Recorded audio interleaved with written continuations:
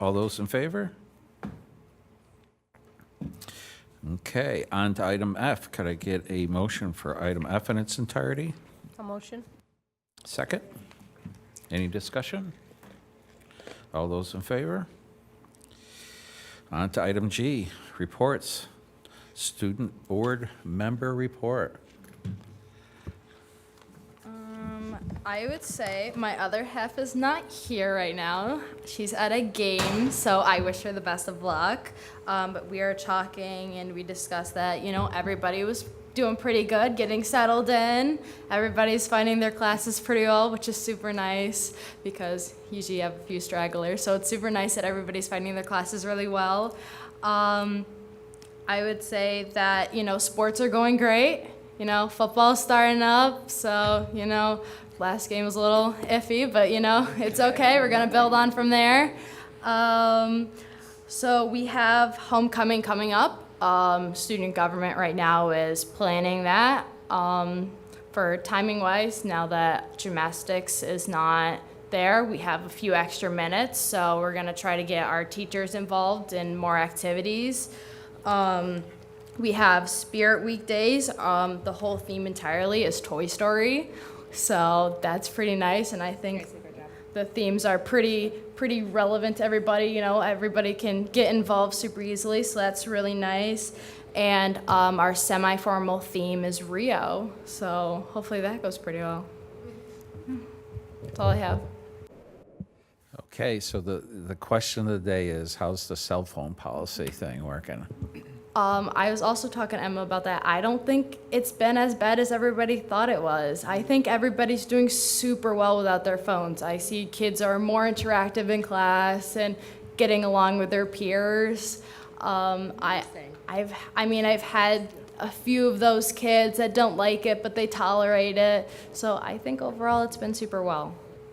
Well, to me, that's an indication of the overall student body for a big change. That's a big change, right?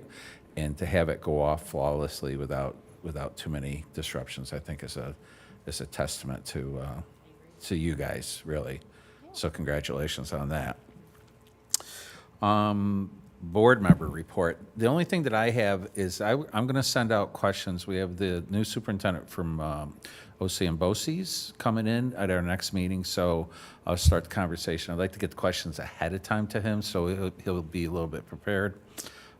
I know, to me, my big theme is going to be strategic planning. What is he going to be doing, stepping into the new role, and then how that's going to be, that and budget are going to be my two big things. But give it some thought. I'll pass it around. We'll get him in. We'll get him back to Pearl and get him out to him so he can be prepared. That's for city, right? Yeah. Okay. Yep. And then it's really all I got. Anybody else got anything like to talk? I have one comment from some of the students. Some of the soccer players were wondering if it would be possible to get the nets up that the lacrosse teams use so that they're not chasing soccer balls all the way across the track. I'm not sure if there's a reason that they're not used for soccer and only used for lacrosse, but I promised that I would share that at the board meeting. And there's the big black, you know what I'm talking about, Yeah, right? yeah. The big black nets that go at the end of the fields so that the lacrosse balls don't go forever. The soccer teams were wondering. Speaking of, lacrosse is still happening right now. We still have practices, so it'd be nice for the lacrosse players to get our nets back. On Just Sundays, a thought. right? Yes. On Sunday. To add to. So the middle school, there's an open house on the 16th, next week, a week from tomorrow.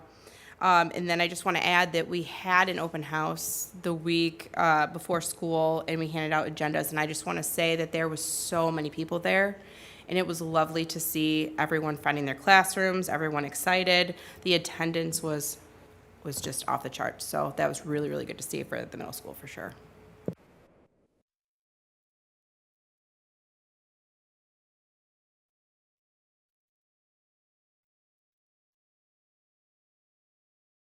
Things that I was going to talk about. But Yeah. You want me to just jump in? I can answer that. Yeah, go ahead. Yeah, it's been phenomenal.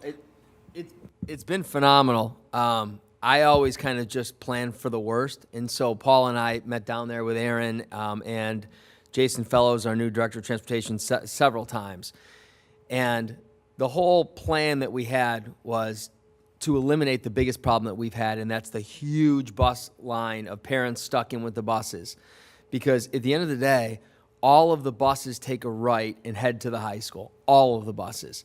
And so when they get to the high school, they have to wait at least 12 minutes because of the time differential between middle school and high school. So it doesn't really matter if they're waiting on that road to exit when all of the parents that are going down the new road, some go to Onondaga County, but most go to the right. And that's okay. And the buses know to wait there. So what that's done is it gets all of the cars out, which that in itself alleviated a lot of the issues. One of the things that I put myself in that spot, in that front loop on the first day, is you always plan for everything, but then you forget that there are parents dropping off their kids that are in 6th grade. And what they would do when they would bring their kids in 5th grade is they would pull up and they would sit for like 5 or 10 minutes, not realizing that there's a whole line of cars backing up now Route 11. So I very politely said, this is just drop and go. And you would think that I killed their dog, that like I had to rush that part of it, right? But I get it. So once they dropped and went, it was fine. But I'm glad that I put myself there because I didn't want the DOT coming back to say, you can't back up Route 11 like that. But now they know, and we're actually having a sign that's something like drop and go, and then, there's no idling here. Once we took care of that, it really fixed it. But I got to tell you, hats off to Paul Brissett and everything he's done down there with the construction crews, because that's been great. Again, it's terrible that it had to take a tragedy to get what 25 years of different superintendents that have asked for, including myself 8 years ago. The blinking lights are up. The speed limit has been reduced to 30, and the only way they were to do that is to reduce from 45. So it's 45, then it hits 40, because DOT said that they can't go less than a 10-mile differential, and I understand. So then it's 30. The crosswalk and everything is in. So just by having those ballards, the blinking lights, I've noticed cars, they recognize it and they slow down. So that's a good thing. So I'm happy with the traffic pattern. I'm happy that we finally got that other exit. There are some parents now that have been contacting me about getting a similar situation, or a crosswalk on Route 12 right here. But they're working directly now, these parents, with Mud Murphy, who's on the Board of Trustees, the Village Trustees, because we don't have the authority to do that. That actually is happening a year from now. There are big signs that are going to be going there that the village, because we don't have authority on that road. So I just want to say that publicly, that we're not disregarding any of that. We love feedback, and we're working with the village to get those signs in, I think this week, early next week, the latest. But then the crosswalk and everything will be the following year. So that's good. You want me to slide in and do my rest of my part? Or Are you going to talk about AA Cole opening? I was going to talk about, and I was going to talk about cell phone update as well and what I saw. Okay, perfect. Yes. All go right, ahead. cell phone update. I got to tell you, I was shocked. And I was wrong, and I'll own that. Like, I did not think that when the governor did that I thought it was going to take so much of our administrators. I'm knocking on wood right now because I realize we haven't had a full week. But when I walk into the cafeterias and I walk in right near my office, the dry caf for study hall, kids don't have phones out. The one thing that we are going to be doing, and I want this to be said in public session so people do not think that we're wasting their school tax dollars.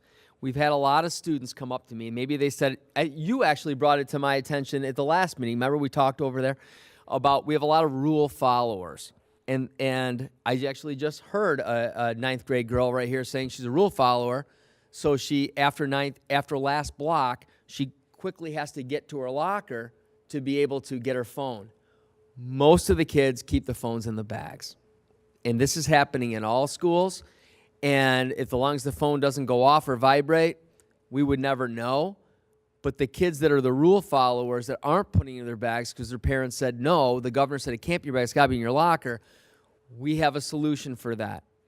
So I want to be very clear with this because I don't want people going, oh, the first budget had went down and you spent this on pouches. The governor, for her disruption-free money that she's allocated to each school district.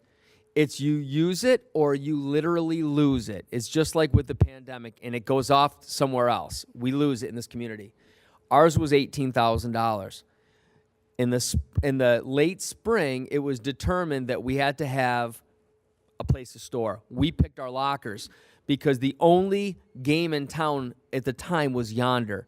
And for even like the hard Velcro ones, which most of the districts are going with because it meets the governor's rules that it can be in their bag, because whether it's the hard Velcro ones or the Yonder lock, they're made by the same company.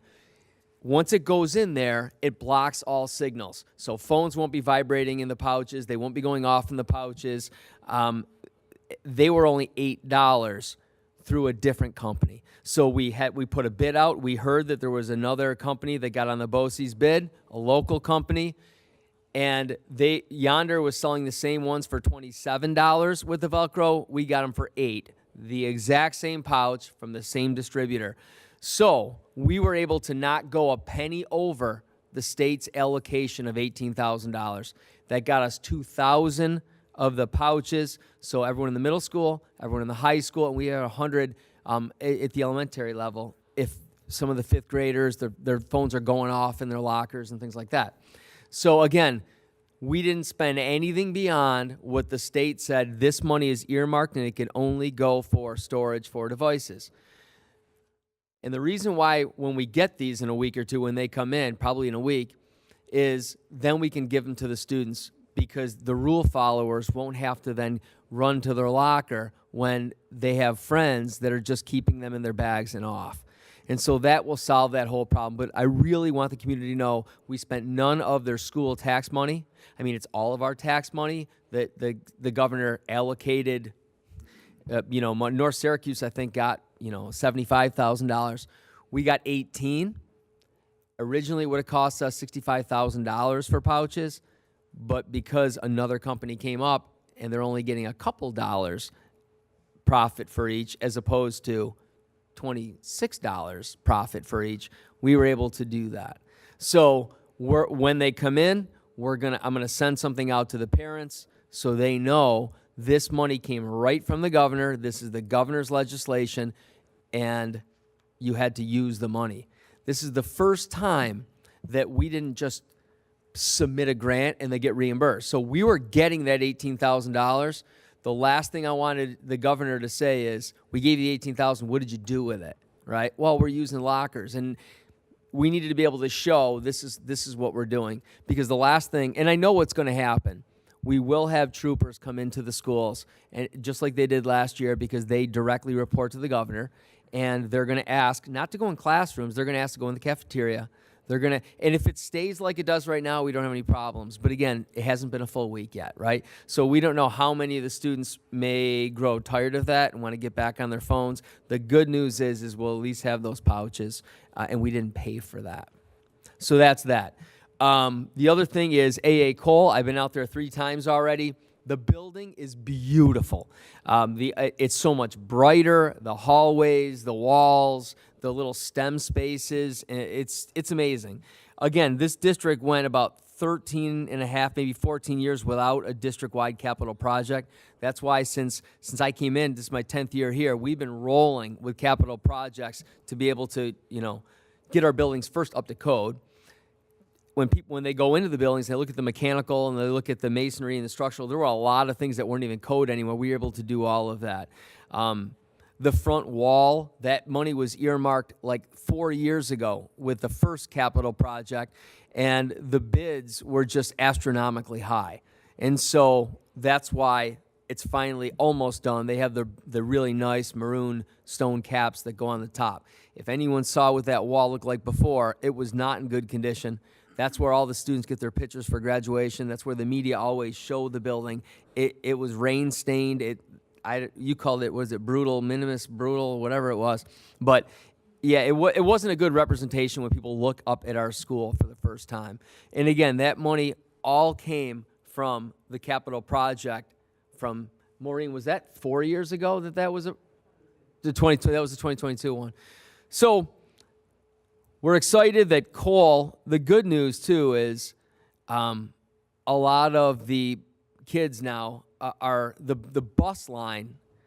Sorry, the parent drop-off is a fraction of what it was before, because now the kids can ride the buses, they're back to normal.